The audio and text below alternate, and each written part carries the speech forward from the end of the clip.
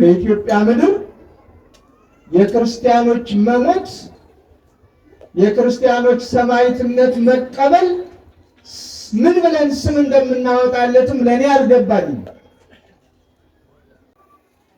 ሰሞኑን ሕይወታቸው ያለፈ የቆሰሉ አደጋ የደረሰባቸው ገዳም ላይ የተቀመጡ ሰዎች አይደሉ? እንደው ቀጥታ አዋጅ ተብሎ አለመታወጁ ካልሆነ በስተቀር ሰማዕትነቱ በየደጁ ሆኗል። የንጹሐን ደም መፍሰሱ በየደጁ ሆኗል። ክርስቲያን ሆኖ መገኘትም ፈተና አምጥቷል።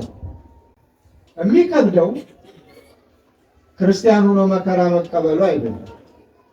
የሚከብደው ክርስቲያን ሆኖ ሰማዕትነትን መቀበሉ አይደለም። የሚከብደውና የሚገርመው ግን በክርስቲያኑ ሀገር በክርስቲያኑ ደሴት የክርስቲያን ሀገር ተብላ በምትጠራው በኢትዮጵያ ክርስቲያኖች በየቦታው ሰማዕትነት መቀበላችን ብቻ ነው። በስመ አብ ወወልድ ወመንፈስ ቅዱስ አሐዱ አምላክ አሜን። ክቡር መልአከ ገነት እንደ ሃይማኖት ፈጠነ የሰሜን ጎጃም ሀገረ ስብከት ዋና ስራ አስኪያጅ፣ ክቡራን የሀገረ ስብከቱ ልዩ ልዩ የስራ ኃላፊዎች፣ ክቡራን የሁለቱም ሀገረ ስብከት የባህር ዳርና የሰሜን ጎጃም ሀገረ ስብከት የገዳማትና የአድባራት አስተዳዳሪዎች፣ ኃላፊዎች፣ ክቡር መላከማዊ አብርሃም የዚሁ የርዕሰ አድባራት ወገዳማት መጋቤ ብሉይ ማለት ነው። መጋቤ ብሉይ ስም ከተሳሳትኩ አርሙ። መጋቤ ብሉይ አብርሃም ሞክሼ ናቸው። መጋቤ ብሉይ አብርሃም የዚሁ የርዕሰ አድባራት ወገዳማት የመንበረ ጵጵስናው አስተዳዳሪ፣ ክቡራን ሊቃውንተ ቤተ ክርስቲያን፣ የተከበራችሁ አባቶችና እናቶቼ፣ ወንድሞችና እህቶቼ፣ የሰንበት ትምህርት ቤት መንፈሳውያን ወጣቶች፣ በአጠቃላይ ከሩቅም ከቅርብም በዚሁ በዓል በአውደ ምሕረቱ የተገኛችሁ በሙሉ እንደምን አደራችሁ? እንደምን አደራችሁ? እንዴት ሰነበታችሁ? ከሁሉ አስቀድሞ በልዩ ጥበቃው ጠብቆ በቸርነቱ ጎብኝቶ እኛ ከማናውቀው እሱ ከሚያውቀው ከልዩ ልዩ ፈተናም ሰውሮ ተጨማሪ ዕድሜም ሰጥቶ በዚህ ዕለት በዚህ ሰዓት በቤቱ ተገኝተን ስሙን እንድናመሰግነው ክብሩን እንድንወርስ ስለፈቀደልን ክብርና ምስጋና ለእርሱ ይሁን። በዕለቱ የምናከብራቸው መታሰቢያቸውን የምናደርግላቸው በአዳኝነት ተልእኮ ሊቀ መላእክት ቅዱስ ገብርኤል እንዲሁም ከመከራው ከፈተናው አሁንም እግዚአብሔር የጠበቃቸው የሰወራቸው ለበለጠ ክብርም የመረጣቸው እናትና ልጅ ቅድስት ኢየሉጣና ቅዱስ ቂርቆስ ናቸውና ሌሎችም ብዙ ናቸው ያሉት። በረከታቸው ይደርብን። እንኳን አደረሳችሁ፣ ደስ ይበላችሁ። እግዚአብሔር ይባርካችሁ። አሁንም እንኳን አደረሳችሁ። እንደዛሬው ሁሉ በረድኤቱ ጠብቆ ለሚመጣው ዓመት ያድርሳችሁ።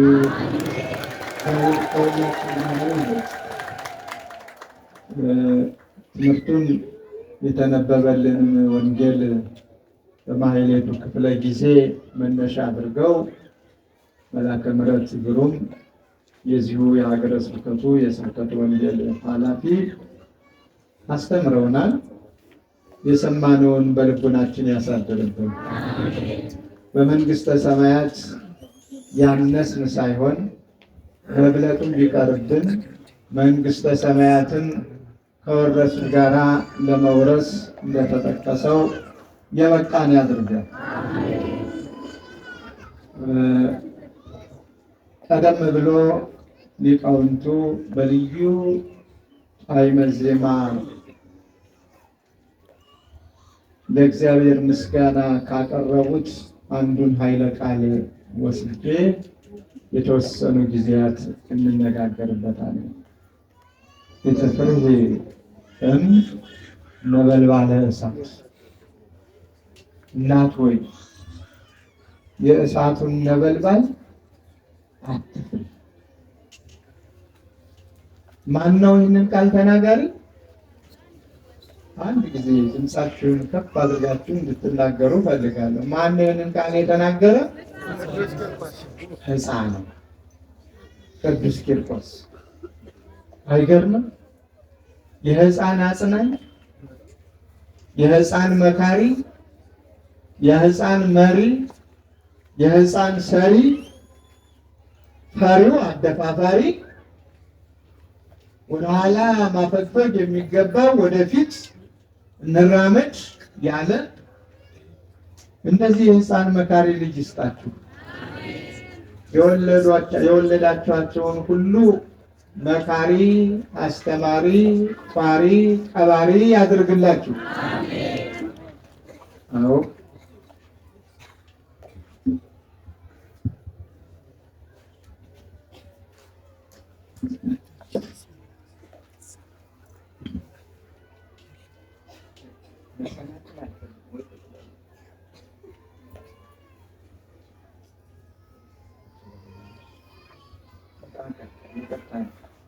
አንድ ነገር ጀምሬ እንቅፋት ሲገጥመኝ አልወድም እና ልምድ ብሎብኝ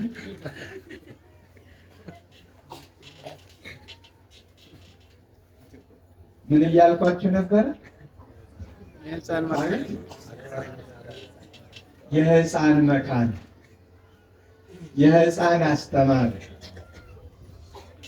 የሕፃን አደፋፋሪ፣ ኃጢአትን ሳይሆን ጽድቅን የሚያደፋፈር፣ ክፉ ነገርን ሳይሆን በጎ ነገርን የሚያደፋፈር፣ ጊዜያዊውን ነገር ሳይሆን ዘላለማዊውን ነገር እንስራ፣ ስለ ዘላለማዊው ክብር እንኑር፣ ስለ ዘላለማዊ መንግስት እናስብ ብሎ እናቱን የመከረ ያስተማረ የሕፃን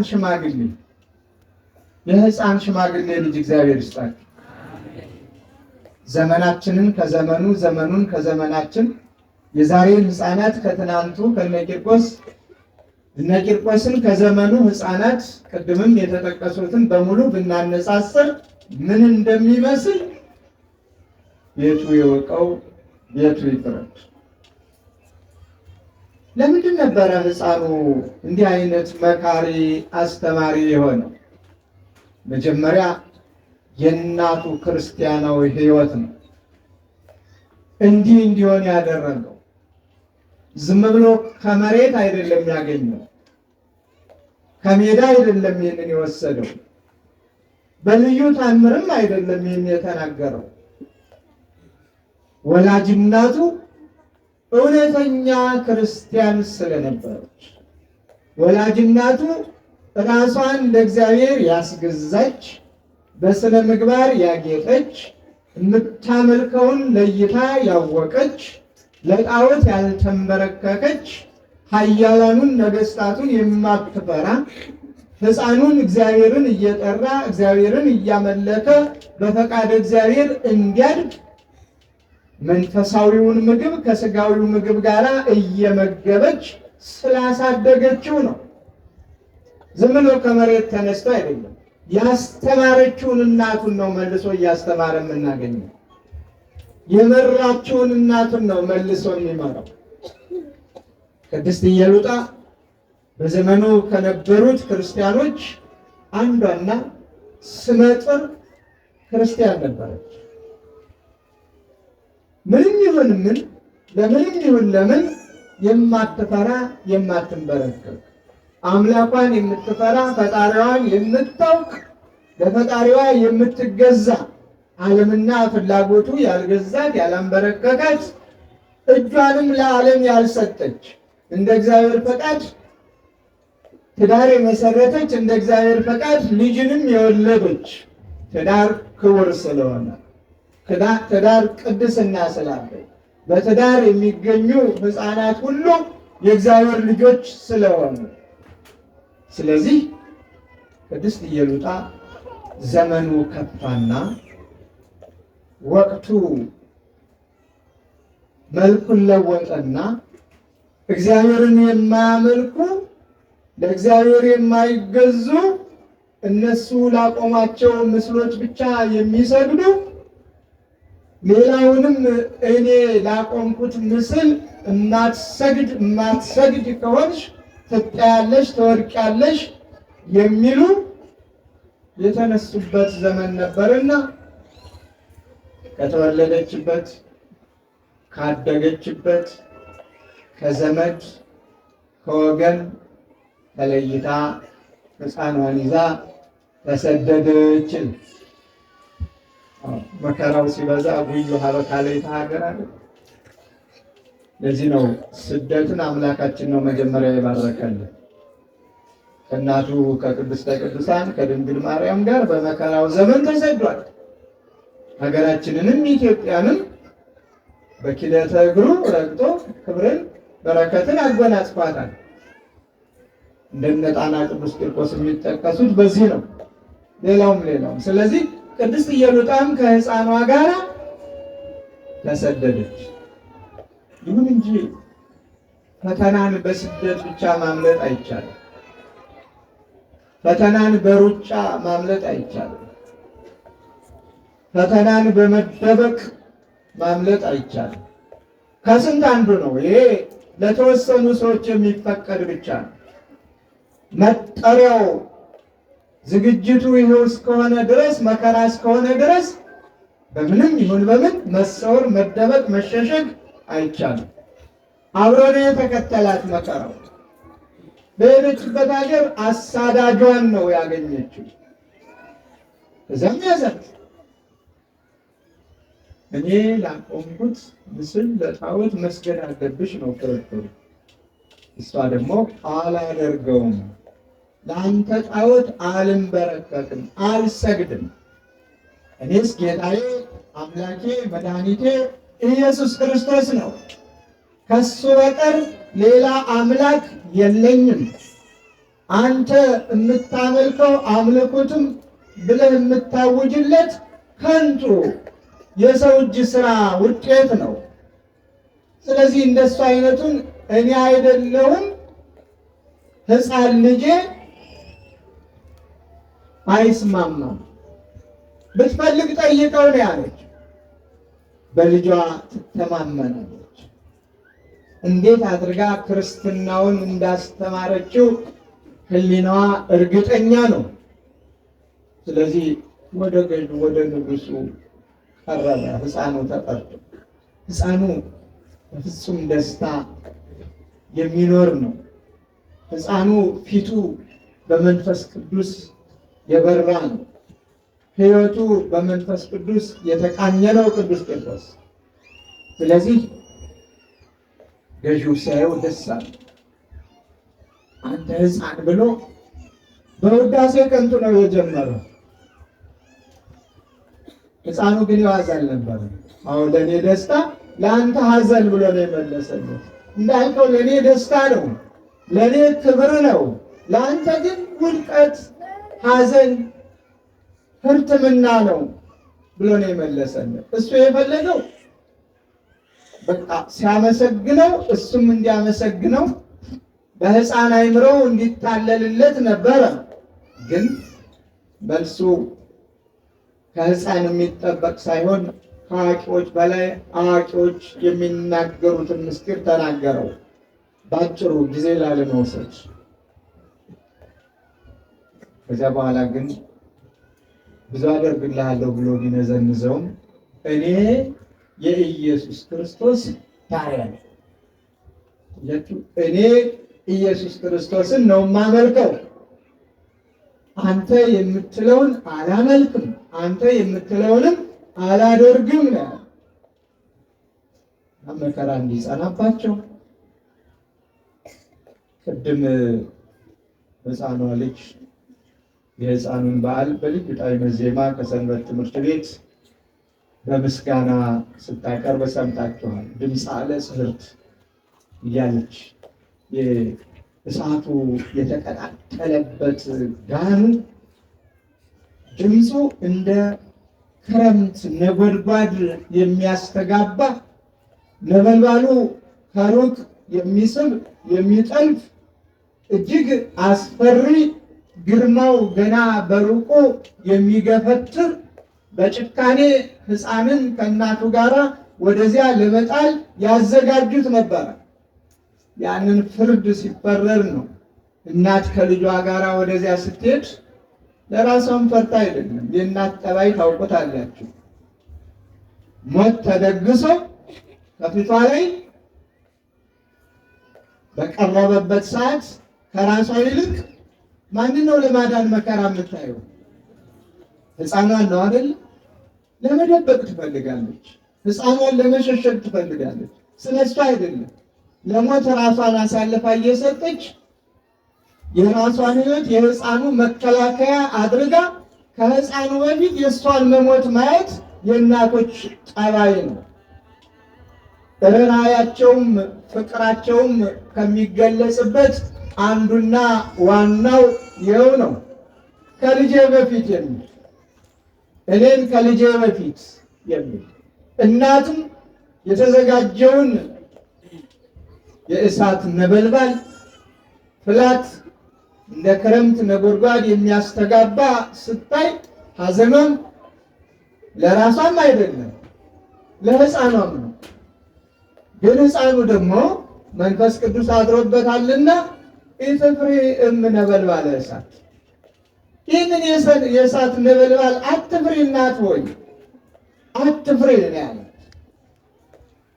ምክንያቱም ሁለተኛ ሞት የለም፣ ሁለተኛ ውድቀትም የለም፣ ሁለተኛ መከራም የለም። አንድ ጊዜ ነው፣ በሱም የእግዚአብሔርን ክብር እንወርሳለን። አትፍሪ ነው። ክርስትና ሲመሰረት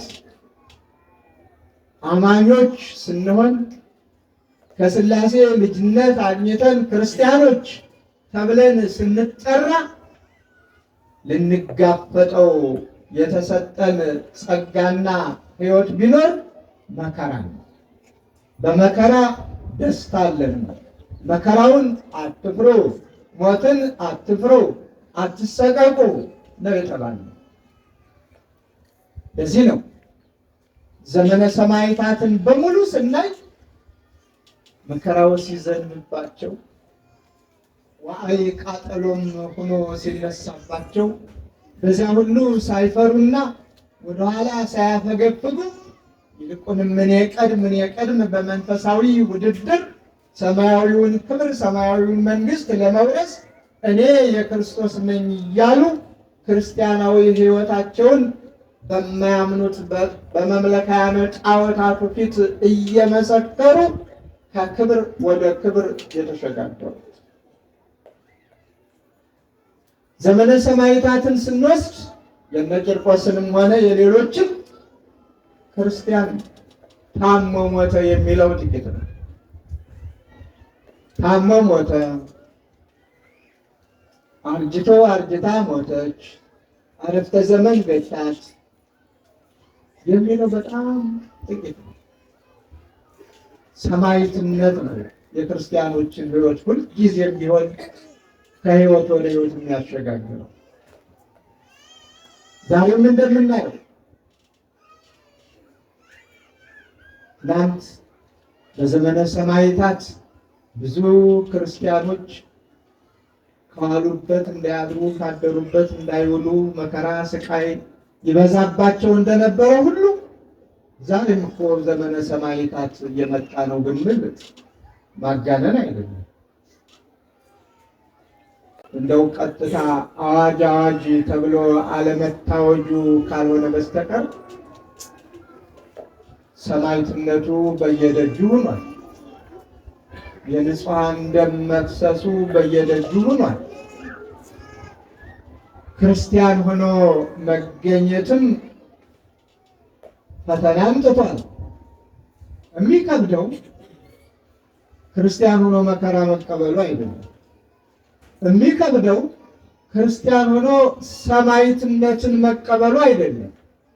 የሚከብደውና የሚገርመው ግን በክርስቲያኑ ሀገር፣ በክርስቲያኑ ደሴት፣ የክርስቲያን ሀገር ተብላ በምትጠራው በኢትዮጵያ ክርስቲያኖች በየቦታው ሰማዕትነት መቀበላችን ብቻ ነው። ይህ ይገርማል። ይህ ያስደንቃል። ምክንያቱም በሌላው ክርስቲያኖች ሰማዕትነትን ተቀበሉ ስንል ለጣዖት ስገድ አልሰግድም፣ እኔ የማመልከውን አምልክ አላመልክም፣ የኔን ሐሳብ ተቀበል፣ ከክርስትና ውጭ አልቀበልም፣ እማመልከው ሰማያትንም ምድርንም እኔንም አንተንም የሚታየውንም የማይታየውንም የፈጠረውን እግዚአብሔርን ብቻ ነው በሚል ነበር። ዛሬ ደግሞ ገዳዮቻችን ምን ብለው እንደሚገሉንም ቅጡ ጠፍቶብናል። በኢትዮጵያ ምድር የክርስቲያኖች መሞት፣ የክርስቲያኖች ሰማዕትነት መቀበል ምን ብለን ስም እንደምናወጣለትም ለእኔ አልገባኝም። ዘመነ ሰማዕታት ስንል ስም የወጣለት ሰማዕታት፣ የሰማዕታት ዘመን የተባለ ክርስቶስን ካዱ የሚሉ ስለነበሩ ነው። የዛሬዎቹ ደግሞ ወይ በግልጽ ቀርበው ክርስቶስን ካዱ አላሉንም። በእንዲህ አይነት ውጊያም ተሰልፈው ኑ እንዋጋ አላሉንም። ግን በያገኙበት ይገሉናል። በያገኙበት ነፃነታችንን የሚያሳጡን በስተዋል። ምን ማለት ነው? ምናልባት ለማሸማቀቅ፣ ለማስፈራራት ሁሉም ኦርቶዶክሳዊነት ሞት የሚያመጣ የሚያስከትል ከሆነ የተዋህዶ ልጅ መሆን በየቦታው የሚያስገድል ከሆነ ይቅርብኝ እምነት ብሎ ሃይማኖት እየመረጠ እንዲሄድ ሃይማኖቱን እንዲያጣ በስውር ይፋዊ ባልሆነ እኔ ነኝ ይህንን እምነት ካልተከተልክ እገድልሃለሁ ያልተባለለት ምን ይሆን ምስጢሩ? እንደሱ ከሆነ ገዳዮቻችን ተሳስተዋል። እንደሱ ከሆነ ፈታኞቻችን ተሳስተዋል። እኛም የሕፃኑ የቅዱስ ቂርቆስ ልጆች ስለሆነ እኛም የእናታችን የቅድስት ኢየሉጣ ልጆች ስለሆነ ኦርቶዶክሳውያን በሙሉ እትፍሪ እናቶ አትፍሪ ነው። ዛሬም የተዋህዶ ልጆች አትፍሩ ትላለች ቅድስት ቤተክርስቲያን። አንዱ አንዱን እያጽናና መከራውን በደስታ በመቀበል በመቋቋም ወደ እግዚአብሔር በመጮህ ለእግዚአብሔር የሚሳነው ነገር ስለሌለ እግዚአብሔርን በመጠየቅ ፈተናውን እንዲያሳልፈው በሃይማኖት በመጽናት እንድንኖር እንገደዳለን። አንዳንድ ጊዜ ቅድም ብያችኋለሁ፣ ሞትን በስደት ሞትን በከተማ ወይም በገጠር ሞትን በደጋ ወይም በቆላ ሆኖ ማምለጥ አይቻልም። የዚህ ሳምንት መርዷችን አስተማሪ ነው። የዚህ ሳምንት መርዷችን መርዶው ከዕለት ወደ ዕለት የምስራችን የምንሰማበት ናፍቆናል። ሰላም የሚሰፍንበት ናፍቆናል። ጦርነት፣ ዋይታ፣ ስደት፣ ሞት በቃ የሚባልበት ናፍቆናል። ለናፍቆታችን ደግሞ እርካታ እናገኝ ዘንድ ወደ እግዚአብሔር መጸለይ ግድ ነው። ሰሞኑን ሕይወታቸው ያለፈ የቆሰሉ አደጋ የደረሰባቸው ገዳም ላይ የተቀመጡ ሰዎች አይደሉ? ከራሳቸው አልፎ ተርፎ ስለ ዓለም የሚጸልዩ፣ ስለ ኃጢአተኞች የሚጸልዩ፣ ስለ ወገን የሚጸልዩ፣ ስለ በሽተኞች የሚጸልዩ፣ ለበሽተኛው ፈውስን እግዚአብሔር እንዲሰጥ፣ ዝናመ ምሕረቱን እንዲሰጥ፣ ምድሪቱ የተዘራባትን ዘር አብቅላ አፍርታ ለሰው ልጆች ምግብ እንድታፈራ እንድትሰጥ፣ ስለ ሁሉም ነገር፣ ስለ ወንዞችም፣ ስለ ማንኛውም ነገር የሚጸልዩ ያውም እናቶቻችን በሰማነው እነሱ ናቸው ያለው። እንግዲህ ሰማዕትነት ወይም ደግሞ በልዩ ልዩ መንገድ የሚመጣ መከራ ብንደበቅም ብንሸሽም ብንወጣም ብንወርድም የማይቀር መሆኑን አምነን የማይቀር ነገር ካለ ደግሞ ይህ ዓለም እንዳያታልለን በግዴለሽነትና በንዝህላል እንዳያገኘን የማይጨበጠው ዓለም የሚጨበጥ መስሎን ስንባዝን ስንወጣ ስንወርድ በከንቱ እከብር ባይ ልብ ይዘን ጊዜያዊ ነገር አታሎን አወዳደቃችን እንዳይከፋ በተጠራለት በፊቱ እንዳናፍር የመንግስቱ ወራሾች እንድንሆን ጸሎት ያስፈልጋል፣ ንስሐ ያስፈልጋል፣ ወደ እግዚአብሔር መቅረብ ያስፈልጋል። እግዚአብሔር መሐሪ ስለሆነ ምንጊዜም ዝግጁ ሆኖ መኖር፣ ምንጊዜም ዝግጁ ሆኖ መኖር፣ አጥብቆ መጸለይ። አሁን ነገሮች ሁሉ ስለሚዘበራረቁ እኛም ተጠፍቷል፣ የምንለውንም ያሳጣል። ምንስ ይባላል? መቼ ነው የምስራች የምንሰማ? ደግሜ እናገረዋለሁ። መቼ ነው በቃ የሚለን እግዚአብሔር? የቸግራቸው እኮ አባቶቻችን አንቲ ውእቱ አምላኮሙ ከመ ይበሉነ ውሉደ አሕዛብ ውሉደ መርገም፣ የመርገም ልጆች የማያምኑ ውድቀታችንን የሚፈልጉ በአንተ አምላክነት የሚላገዱ በአንተ አምላክነት የሚቀልዱ የታለ አምላካቸው እንዳይሉ፣ የታለ ፈጣሪያቸው፣ የታለ ገዣቸው፣ የታለ የሚያመልኩት፣ የታለ ያዳናቸው የሚያድናቸው እንዳይሉን እባክህ ጸሎታችንን ስማ ብለው ድምፃቸውን ከፍ አድርገው እኮ አባቶቻችን ጮኸዋል።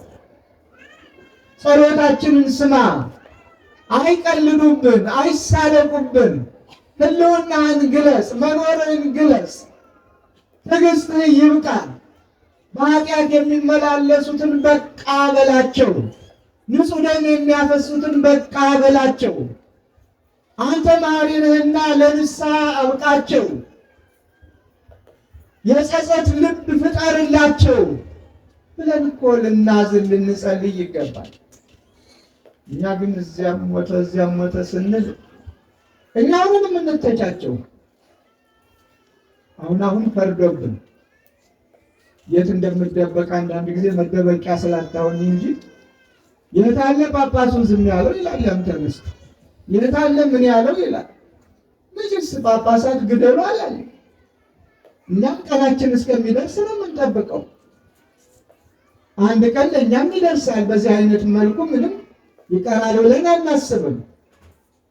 ብዙ ካህናት ሕይወታቸው አለፈ በቤተ መቅደሱ። ብዙ እናቶቻችን ሕይወታቸው አለፈ። በገጠር የለ፣ በከተማ የለ፣ በገዳም የለ፣ በየትኛውም ቦታ ሞት ነግሷል። ስለዚህ እንደ ቅዱስ ቂርቆስ ኢትፍሪ ነበልባለ እሳት የጊዜውን ጽዋትወ መከራ ሳንሰቀቅ ሳንፈራ የጊዜውን ውጣ ውረድ እንደምንም ሳንቆጥረው በሃይማኖታችን ራሳችንን አጎልብተንና አጎልምሰን ምድራዊውን ሳይሆን ሰማያዊውን መንግስት በመናፈቅ አትፍሪ፣ አትፍራ፣ አንፍራ በማለት ልንሰራው የሚገባንን በጸሎት ጽሙዳን ሁነን ከመጠባበቅ በስተቀር ሌላ ምን ጥቅም አለው? ምንስ ትርጉም ያመጣል? እያፋጠን ነው ካልሄድን በስተቀር። እውነት ነው። አንዳንዶች የሚሉት ከቁጭት ከክርስቲያናዊ ሕይወት ቢሰማቸው ውስጣቸው ቢቆስል የክርስቲያን ሀገር የሚባለው ክርስትናው ጠፍቶ እነገሌ የማይባሉ ሁሉም እየተነሱ ሰይፋቸውን በክርስቲያን አንገት ላይ ሲያሳርፉ በበራሪም በተሽከርካሪም በተወርዋሪም በመሳሰሉት አሰቃቂ በሆኑ የሞት ወጥመዶች ሁሉ ሲሰፍን ሲያዩ ይንጠስለት የሚሉ ይመስላል። ግን ክርስትናው ደግሞ እሱ አልሆን ብሎ ነው እኛንም የተቸገረ። ራሱ ባለቤቱ ክርስትናውን ሲመሰርት የመሰረተበት መንገዱ እንድንሞት እንጂ እንድንገል ስላልፈቀደልን ይህን አሁን ብዙዎች እያወገዙት ነው። ለምን እንዲህ ትላላችሁም እያሉ ነው። መቼስ መጽሐፍ ቅዱስን እንዴት አድርጌ ይሽረዋል? ግደል የሚል አላገኘሁም። ሙት የሚል ነው። ቢያንስ አሟሟታችንን ቢያሳምርልን ጸሎታችን ነው እና ግን ግፍ ሲበዛ ደግሞ መልካም አይደለምና እባካችሁ ግፈኞች፣ እባካችሁ የሰው ደም እንደምንም የማትቆጥሩት የክረምት ጎርፍ አይደለም። የሰው ደም ከላይ የሚዘንብም አይደለም። የሰው ደም እግዚአብሔር የፈጠረው ፍጡር በእግዚአብሔር ይሄድ እንጂ ምንድነው ትርጉሙ መገዳደሉ? ምንድነው ውጤቱ መገዳደሉ? ምንድነው ክብሩ? ንጹሕ ደም ማፍሰሱ፣ ዋይታን ማንገሱ። ምን አይነት ትውልድ ነው ነገ የሚተካው? ምን አይነት ትውልድ ነው ነገ ይችን ሀገር የሚረከብ? በቂም በበቀል የሚኖር ቂምን በቀልን ቋጥሮ እንዲያደረገኝ ያንተ ነው ያንተ ነው የሚባባል ከትናንትናው ያለመማር እንደገና ሌላ እንክርዳድ መዝራት ምንድን ያደርግልናል? ይሁን አገሬ ጋራ በሚለው ማንኛውም በየእምነቱ ጸንቶ አንዱን አንዱ ሳይነካ አንዱን አንዱ ሳያሳድድ አንዱ በአንዱ ላይ እጁን ሳያነሳ አንዱ የአንዱን ደም ሳያፈስ በፍቅር መኖር አንችልም ወይ? አባቶቻችን እኮ በዚህ አይነት ኑረዋል።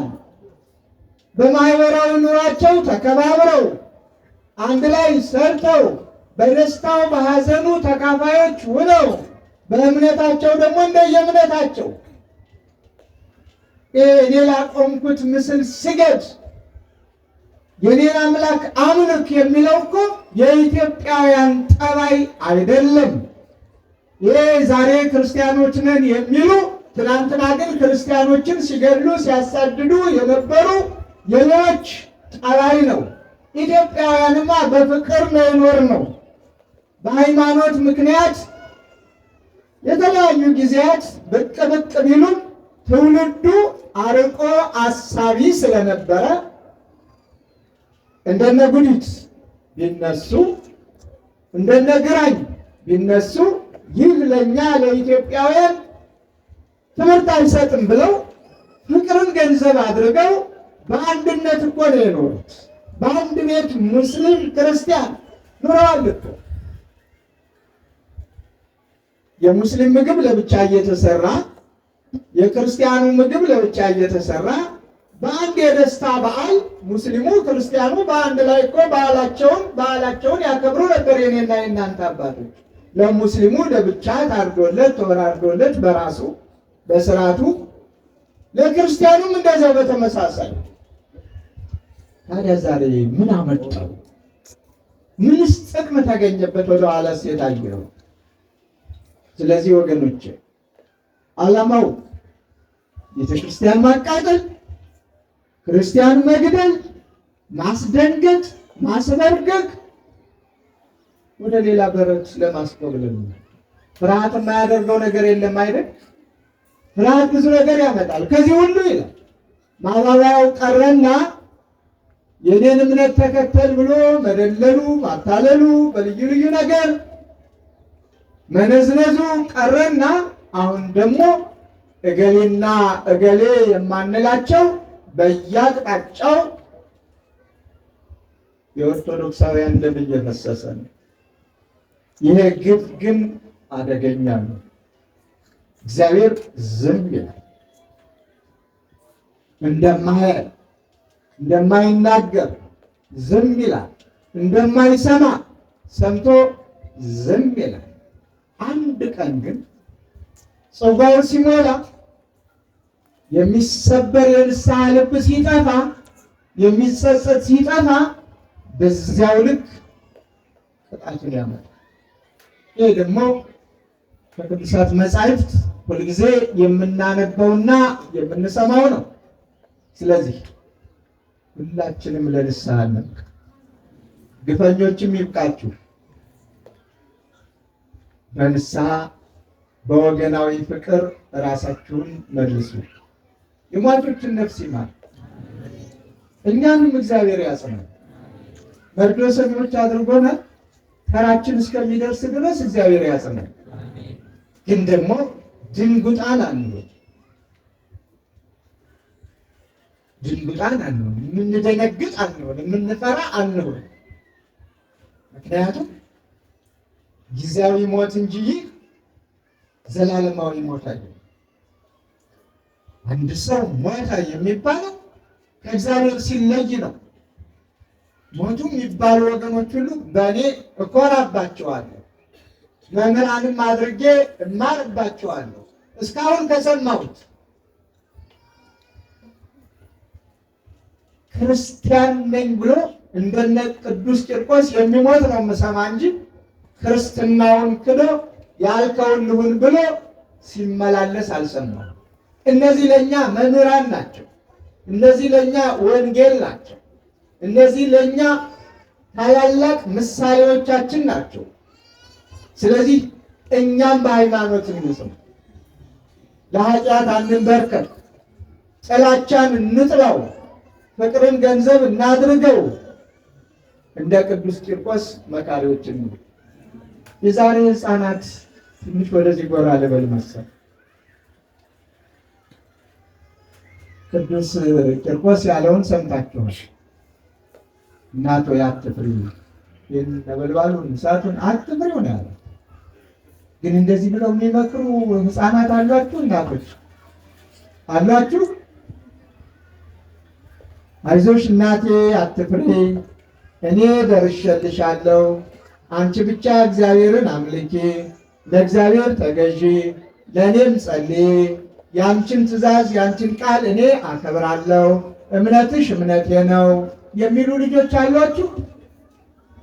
ይልቁንም ሃይማኖታቸውን ለውጠው የኔን ሃይማኖት ካልተከተልሽ የሚሉ የሚያስቸግሩ ሕፃናት የሏችሁም?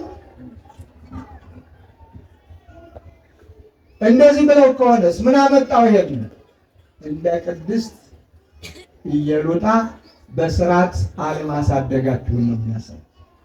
እንደ ቅድስት ኢየሉጣ በስርዓት መክራችሁ አስተምራችሁ በቅድስት ቤተክርስቲያን ያላደጉ ልጆች ካልሆኑ በስተቀር እምነታቸውን ለውጠው ወላጆችን እምነት ለውጡ አይሉም። ልክ አሁን እንደምታደርጉት ሁልጊዜ ሕፃናትን በወረፋ ነው። በጣም ደስ ይላል። በቁጥር በብዙ የሚቆጠሩ ሕፃናት እናቆርባለን። ዛሬም ብዙ ሰዓት ነው የወሰድነው። ደስ ይላል። እስከ መጨረሻው ድረስ በእውቀት በምግባር በሃይማኖት ተኮትኩተው እንዲያድጉ ወላጆች ትልቅ ድርሻ አለባቸው። የዛ ጊዜ እናንተ ክብር አላችሁ፣ በምድሩም በሰማዩ። በምድሩም መውለድ እንደነገሊት ነው እንደነገሌ ነው ያሰኛል። በምድሩ ሌባ ልጅ ያላት እናት መልካም ስም ይኖራታል? ምንድን ነው የምትባለው? የዚያ የሌባው እናት ነው እኮ። የገሌ እናት እኮ አይሏት፣ የሌባው እናት።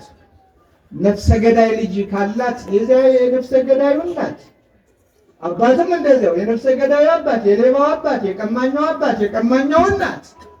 ይህ ውድቀት ነው ለክርስትና። የአንድ ክርስቲያን ልጅ ቀማኛ፣ ሌባ፣ ወንበዴ፣ ደም አፍሳሽ ተብሎ ሊጠራ አይገባውም። ሁሉን የሚንከባከብ የወደቀውን ድጋፍ ሆኖ የሚያነሳ የተቸገረውን የሚረዳ የተራበውን የሚመግብ መንገድ የጠፋውን መንገድ አሳይቶ ቦታው ላይ የሚያደርስ ሸክም የበዛበትን ሸክሙን አቃሎ ተሸክሞ ልርዳ ብሎ የሚሄድ እንዲህ አይነት ልጅ መውለድ ነው በክርስትና ሕይወት ትምህርቱ።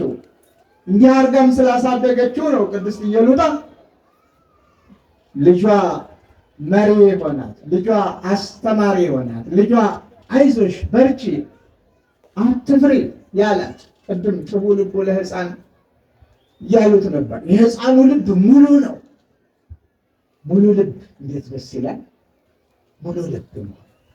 የሚፈራ የሚርበተበት ልብ የሌለው ሰው በሃይማኖቱ ሙሉ ልብ ያለው ማንም ያውራ ምንም ያውራ ሰይፍም ይምዘዝ የመሳሰለውን ነገር እኔ የክርስቶስ ነኝ ብሎ በየአደባባዩ የሚመሰክር ሙሉ ልብ መንፈስ ቅዱስ ያደረበት ቅዱስ ቂርቆስ እንደዚህ ነበር። ሌሎችም ሕፃናት እንደዚህ ነበሩ።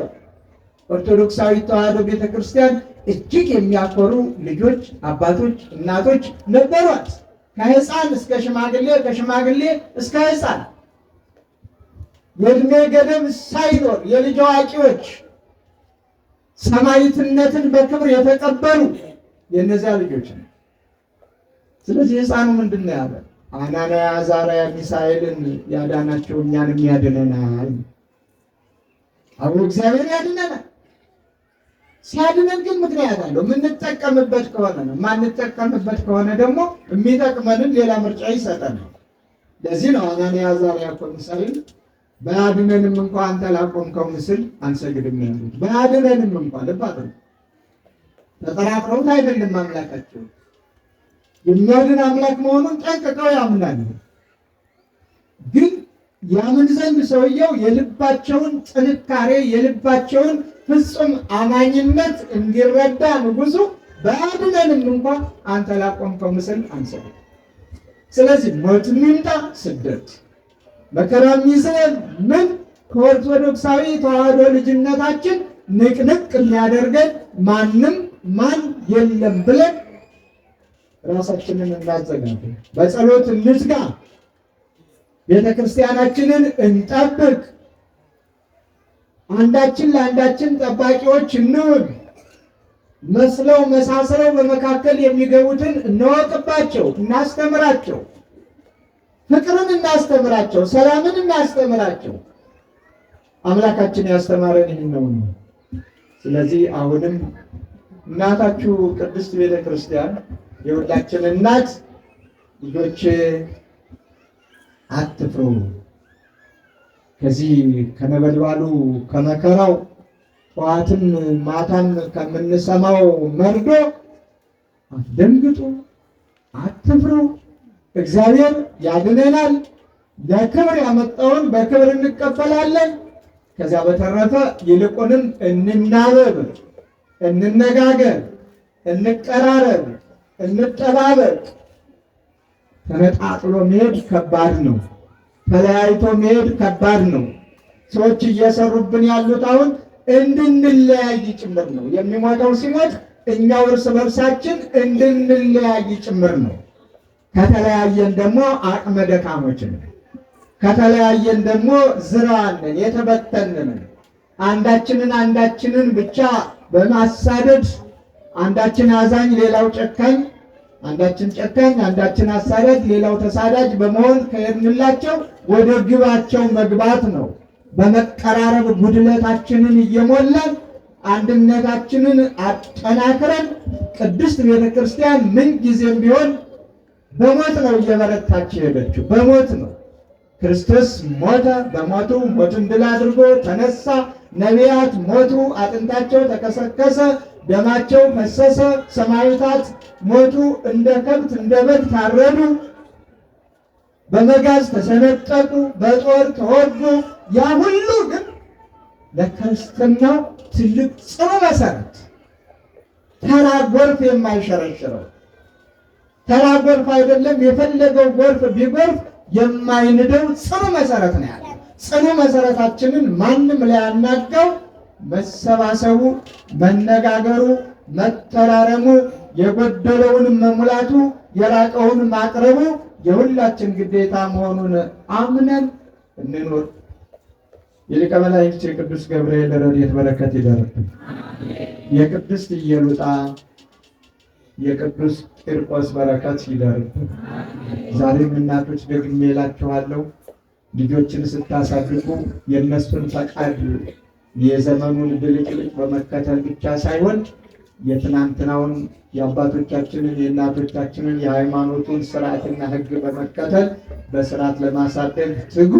ቤተ ክርስቲያንም ኃላፊነት አለባት። እንተጋለን በጋራ በሰንበት ትምህርት ቤት፣ በጽዋ ማህበራቱ ወዘተርፈ በማሰባሰብ ጠንካራ ኦርቶዶክሳውያን የተዋህዶ ልጆች መፈጠር አለባቸው። የማያፈገፍጉ የማይፈሩ በቅጽረ ቤተ ክርስቲያናቸው እኛም የክርስቶስ ነን ብለው የሚመሰክሩ ሊኖሩን ይገባል። እግዚአብሔር ከሁላችን ጋር ይሁን። እግዚአብሔር ይባርካችሁ። በዓሉን የሰላም የበረከት በዓል ያድርግልን። አቡነ ዘበሰማያት